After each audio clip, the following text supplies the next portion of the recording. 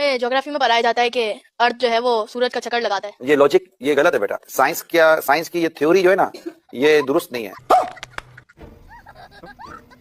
जमीन तो साकिन है बेटा, जमीन तो रोटेट करती ही नहीं है। साइंस कहती है जमीन सूरज के गिर्द घूमती है, आला हजरत कहते हैं जमीन ठहरी हुई है। दलील के जमीन हरकत नहीं करती, क्यों नहीं करती? इसलिए कि मुस्तफा उस पे आराम कर रहे हैं। क्या बात, ये तो लेटेस्ट न्यूज़ है। इनका नॉलेज तो कमाल का है। इन्होंने तो साइंस की ऐसी तैसी कर दी, अपने हिसाब से तो ये कुछ भी मान लेते हैं। इनसे पढ़ने वाले छात्रों की हालत तो इनसे भी खराब है। साइंस में तरक्की कर लेनी चाहिए। जी साइंस में तरक्की नहीं करनी चाहिए। साइंस में तरक्की नहीं करनी चाहिए। अभी साइंस में तरक्की नहीं, अभी सिर्फ निज़ाम मुस्तफा में तरक्की करनी चाहिए। ये बताओ कि जमीन गोल है या फ्लैट है? जमीन आला हज़रत जो है, मैं उनकी रोशनी में आपको बताता हूँ कि जमीन जो है ये सुकून है, यानी ये रुकी हुई है, ये घूमती नहीं है। अगर जमीन फ्लैट है तो फिर ये मौसम कैसे बदलते हैं, दिन रात कैसे आते हैं बताओ? अगर ये घूम ही नहीं रही, चांद ग्रहण कैसे लगता है, सूरज ग्रहण कैसे? ये जो है जमीन जो है ये बिल्कुल सुकून है, बस जो है ना चांद ये इसके गिर्द जो घूमता है, ये घूम रहा है, जमीन घूम नहीं रही है। और ऐसे कहते हैं सूरज ये पूरी जमीन का गिर्द चक्कर लगाता है। मैं स्पेस के बारे में सारा जानता हूं। सितारे कैसे बनते हैं? रब की कुदरत है, रब की, अल्लाह पाक बनाता है। इनकी साइंस तो अलग ही चल रही है, अपना दिमाग तो ये कभी लगाते नहीं। साइंस के नाम पर तो सिर्फ इनको चूतिया बनाया तुमको। इसीलिए ये पोर की जाहिल के जाहिल ही हैं। हम मुसलमान वो कौम है जिन्होंने साइंस के अंदर पहला कदम रखा। अच्छा। हम मुसलमान वो कौम है जिन्होंने इजादात स्टार्ट की। ये जितने भी काफिर हैं, जितने भी गैर मुस्लिम हैं, उन लोगों को पता ही नहीं था। उनको पहनने का नहीं पता था, उनको खाने का नहीं पता था, किसी चीज का पता ही नहीं था। क्या बात कर रहे हैं? जब मुस्लिम ममालिक के ऊपर पहली दफा ये लोग काबिज हुए, ठीक है, इन्होंने बैतुल मक़दिस पे कब्जा किया, मुसलमानों की लाइब्रेरियों के अंदर आए, उन्होंने इनके ऊपर काबिज हुए, इनको पता चला कि ये भी चीज होती है, ये भी चीज होती है। भाई आपका नॉलेज तो कमाल का है भाई का।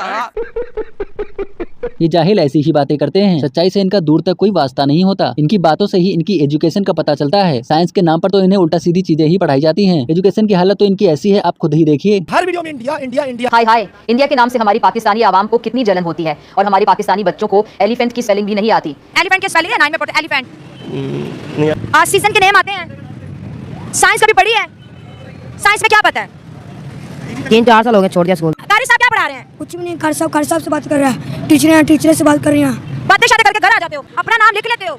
नहीं। 4th क्लास तक स्कूल गया है, अपना नाम तक नहीं लिख सकता है। स्कूल गए हो कभी? नहीं। गिनती आती है?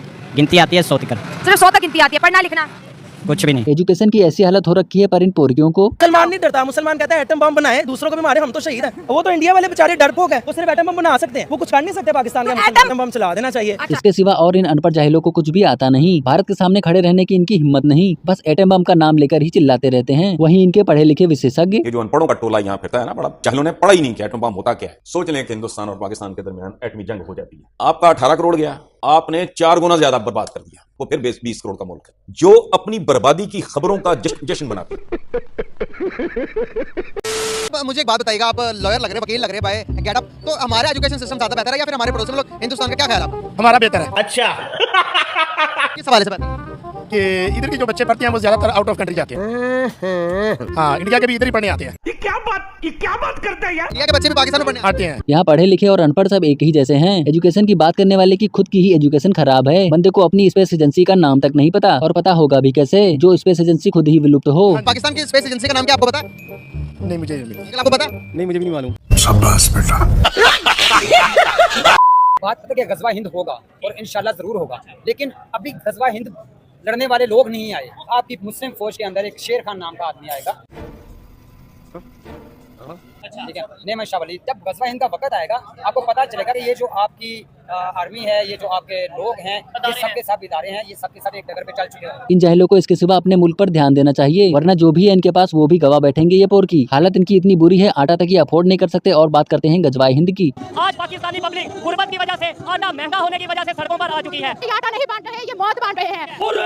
इस कंडीशन में आटा चाहिए या कश्मीर चाहिए? ईमानदारी से बताएं, क्या जवाब देंगे? आटा। पहले कश्मीर या आटा? इस टाइम आटा। ये देखें जी साहब, मैं रैंडमली यहाँ पर लोगों से पूछ रहा हूँ, भाई इस टाइम जो कंडीशन है, कश्मीर चाहिए आटा चाहिए? फिलहाल तो आटा चाहिए। आगे स्वाद।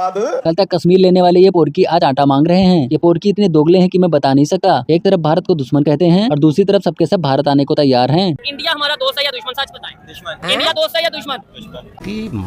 इंडिया दोस्त है या दुश्मन है? दुश्मन है। चाइना दोस्त है या दुश्मन है? चाइना दोस्त है। और इंडिया दुश्मन है। शाबाश बेटा।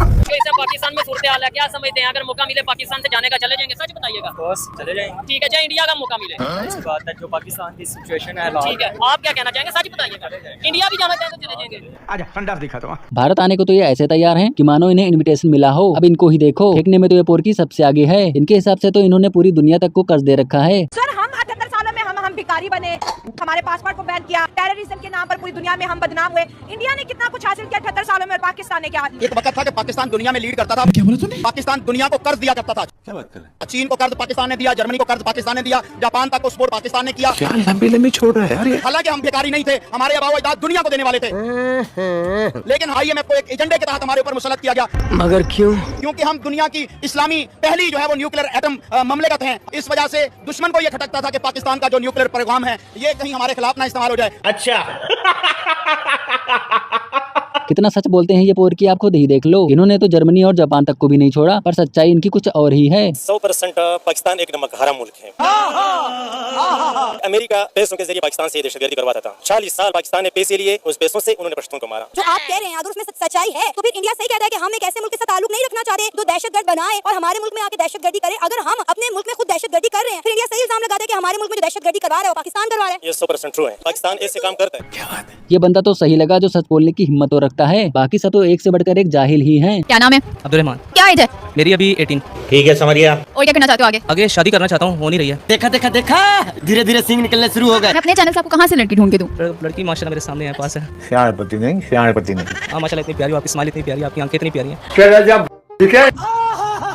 आपने मरना है, जब मरना है एक दिन फिर एटम बम को रख के गान में लेना है। अच्छा, तो एटम बम किस पे चलाएं? इंडिया पे और इसराइल पे चलाना चाहिए। सारी कौम में इतना टैलेंट है भाई, अगर वो अपनी आर्मी को मत भेजे। ठीक है। इसराइल छोटी सी है, 50 सिर्फ हमारी अवाम को कह दे कि शाम को अवाम हमारी दूसरे मुसलमान, ठीक है। तो ये अवाम नेस्तो नाबूद ना कर दे तो मेरा नाम भी नहीं। बिल्कुल हमें भी ऑर्डर दे पाकिस्तानी हुकूमत, हम अल्लाह की कसम, हम कसम बांध के जाएंगे, हम बम बांध के उनके प्यारे तमाम उनके एयरबेस में चले जाएंगे। बम बांध के, हाँ। चाहे इंडिया कश्मीर का जो भी हो। आप कुछ भी बोलो, ये नहीं सुनने वाला। हाँ, ये सब चीजें करने में तो ये माहिर हैं। आज तक सिर्फ इन्होंने यही सब तो किया है। टैलेंट के नाम पर तो बस यही आता है इनको। टैलेंट की तो इन पोरकियों के पास कोई कमी नहीं है, इनका हर एक बंदा टैलेंट ही निकालता है। इंडिया से ज्यादा टैलेंट हमारे पास है। पाकिस्तान है, इसमें टैलेंट बहुत ज्यादा टैलेंट। मैं कहता हूँ, मैं चैलेंज करता हूँ कि पूरे वर्ल्ड में इतना टैलेंट नहीं जितना पाकिस्तान में टैलेंट है। हम भी टैलेंट है, हमारे लोगों में भी टैलेंट इतना है कि हम चांद पे जा सकते हैं। पाकिस्तान की आवाम में भी कम टैलेंट नहीं है, इसमें टैलेंट भी बहुत ज्यादा है। टैलेंट हमारे पास कूट के भरा हुआ है। पाकिस्तान के लोगों में बहुत टैलेंट है। हमारी जो यूथ है और उनका जो टैलेंट है वो इंडिया से बेहतर। पाकिस्तान में बेशुमार टैलेंट है। जो टैलेंट पाकिस्तान में है वो कहीं भी नहीं है। पाकिस्तान में नो डाउट के टैलेंट है। यहाँ पाकिस्तान में किसी की तरह टैलेंट की कमी नहीं। पाकिस्तान में जो है वो मैन वर्क की, पाकिस्तान में दिमाग की, पाकिस्तान में यहाँ पे इंटेलेक्ट की कोई कमी नहीं। अभी भी बड़ा टैलेंट है पाकिस्तान में। टैलेंट है, हमारे पास पैसा नहीं है। देखिए पूरी दुनिया में सबसे ज्यादा टैलेंट पाकिस्तान में है। पाकिस्तान में टैलेंट की कमी नहीं है, पाकिस्तान के अंदर टैलेंट बहुत ज्यादा है। किधर जा रहे हैं? सब छुपा के रखते हैं, बेटा कोई नहीं। सारे मिलके हमको पागल बना रहे हैं के बच्चे। टैलेंट तो बहुत है, पर कैसा टैलेंट है जरा ये भी देख लिया जाए। कोई टैलेंट है? टैलेंट आवाज निकाल दूंगा। किसके?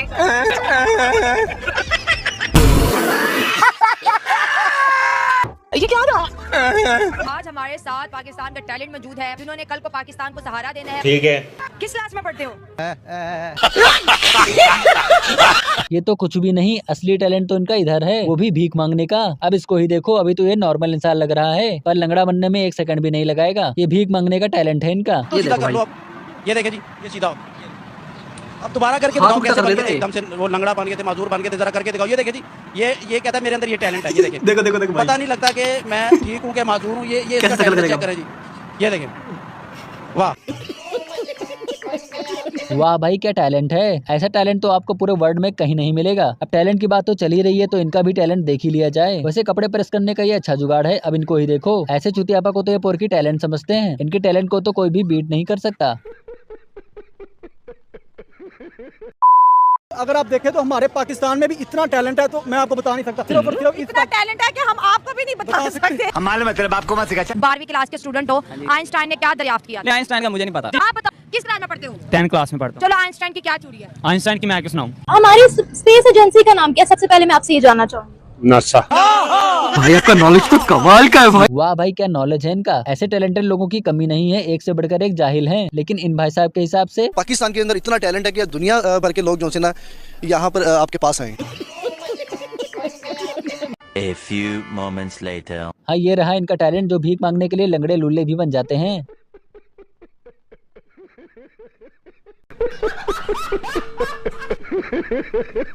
बड़े बुजुर्ग कह गए हैं, सब बंदों को पता है कि हमने गज़वा हिंद लड़नी है। अच्छा ठीक है। ये देखिए, ये बड़ी शर्म वाली या अफसोस वाली बात नहीं। एक साइड पे पाकिस्तान का मुस्तकबिल भीख मांग रहा है और एक साइड पे पाकिस्तान का जो हाल है, यानी हम लोग हैं, वो कह रहे हैं गज़वा हिंद। चंद साल पीछे चले जाएं तो पाकिस्तान ऐसी कंट्री था जिसने जर्मनी और जापान को कर्जा दिया। क्या बात करता है यार। पाकिस्तान कर्जा देने वालों की लिस्ट में था, मगर आज देखें तो पाकिस्तान कर्जा लेने वालों की लिस्ट में है। तूने क्या मिक्स किया है पांडुरंग? और जिस तरह इंडिया बयान दे रहा है कि जी पाकिस्तान हमसे कर्जा ले, तो पाकिस्तान एक इस्लामिक नाम यानी कलमा के नाम से बना हुआ है। कभी भी पाकिस्तान को जरूरत नहीं पड़ेगी कि वो इंडिया से कर्जा ले।